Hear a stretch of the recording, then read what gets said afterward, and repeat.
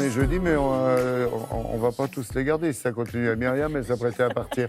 C'est vachement sympa pour Jean-Sébastien qui vient. Vous avez dit le sport. Elle se désintéresse totalement de l'actu sportive. Et pourtant, il y a du foot avec 2 matchs importants. Des matchs en retard de la Ligue 1. Hein. Exactement, match en retard de la 3e journée. 2 belles affiches donc hier soir, Lille, Saint-Etienne et Nice-Marseille. Et donc, on va dire ce matin, la première victoire, enfin, des Marseillais cette saison. Voilà qui va faire plaisir aux supporters de l'OM. Et donc, ça s'est passé du côté de Nice. C'est parti pour les images avec Nice, donc hier soir, qui a un nouveau propriétaire américain. Les Niçois qui encaissent un premier but à la demi-heure de jeu, signé Benedetto. Alors, c'est pas Julien. Julien, il a un autre boulot ici. Ouais, on verra ça dans 20 minutes. Voilà, c'est la nouvelle recrue de l'OM. C'est son premier but en Ligue 1 et il est pas mal. Nice qui va égaliser sur ce pénalty de Cyprien en deuxième mi-temps. Et puis donc c'est une affaire de péno puisque Dimitri Payet va offrir la victoire pour l'OM sur cet autre pénalty. Score final de 1 pour Marseille. Notez que ce match, on l'a dit, a été interrompu brièvement, regardez, par les supporters niçois après qu'ils aient chanté des chants homophobes. Un peu plus tôt, Lille a dominé Saint-Etienne, 3-0, un match à sens unique après l'ouverture du score signé Osimhen en première mi-temps. Les nordistes qui ont accéléré au retour des vestiaires avec ce but, vous allez le voir, de Bamba sur penalty. Et puis Osimhen s'est offert un doublé sur ce tir à ras de terre joli. Il devient ainsi meilleur buteur de Ligue 1 avec 4 buts en 3 matchs. Ce matin, Lille est 5e de Ligue 1, Saint-Etienne est 13e.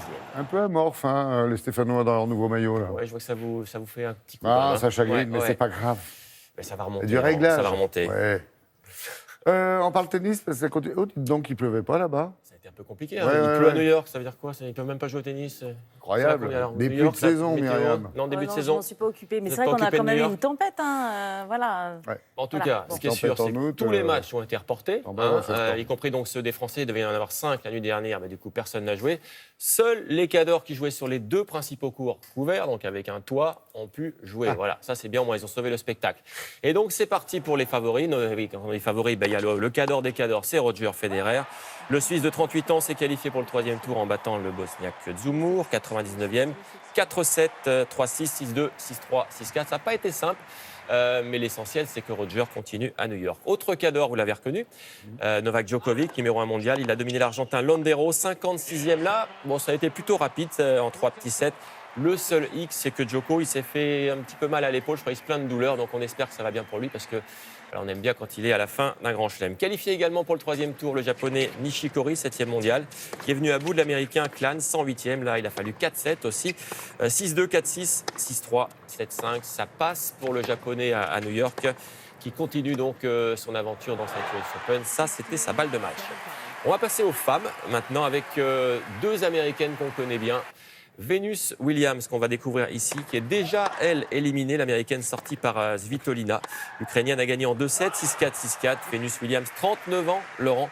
On va rappeler quand même qu'elle avait gagné 2 fois l'US Open. Ça passe en revanche pour sa petite sœur, quand même, 37 ans quand même, mais c'est une petite sœur. Elle est en forme. Elle est en forme. 23 titres en Grand Chelem, 6 fois vainqueur à New York. Quel palmarès, elle s'est imposée contre McNally, une compatriote, en 3-7. Elle continue jusqu'à là, c'est normal. Et puis un dernier résultat chez les femmes, Ashley Barty, l'Australienne est également qualifiée. Vous vous souvenez qu'elle avait gagné Roland Garros en juin. Eh bien, Ashley Barty s'est débarrassée de l'américaine Davis en 2-7, 6-2, 7-6. Elle aussi sera au 3e tour. Et ça, c'était sa balle de match. Vous voyez, il n'y avait que des favoris, les Français. Ce sera la nuit prochaine. S'il ne pleut pas. Il va pleuvoir ou pas? Je ne sais pas, je n'ai pas regardé, mais je peux m'en renseigner. Voilà, parce que j'aimerais bien savoir. Est-ce qu'on aura des Français cette nuit? Je m'occupe de la France. Alors, je peux faire plus. Justement, vous devriez savoir et faire un petit cocorico, parce que ça y est, la France est médaillée, enfin, j'allais dire, au championnat du monde de judo. Enfin, une médaille, oui.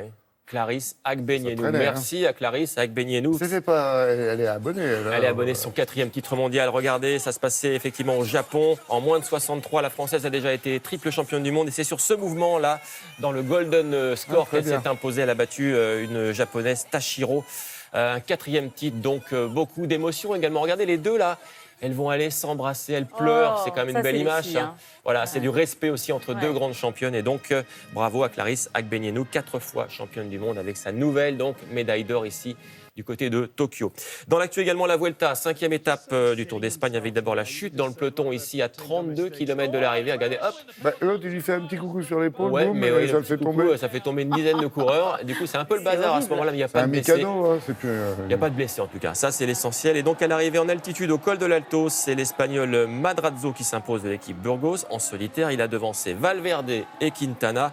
Au général, changement de leader, Laurent, c'est désormais un autre Espagnol, Miguel Angel Lopez, il est bien dit, hein, Miguel Angel Lopez de l'équipe Astana qui est leader, le premier français, Pierre Latour est 12e. Et puis, voilà une petite image du côté du Pays de Galles. Non, c'est pas un castor, c'est du snorkeling dans la boue. Vous savez, vous l'avez déjà montré il y a 1 an ou 2.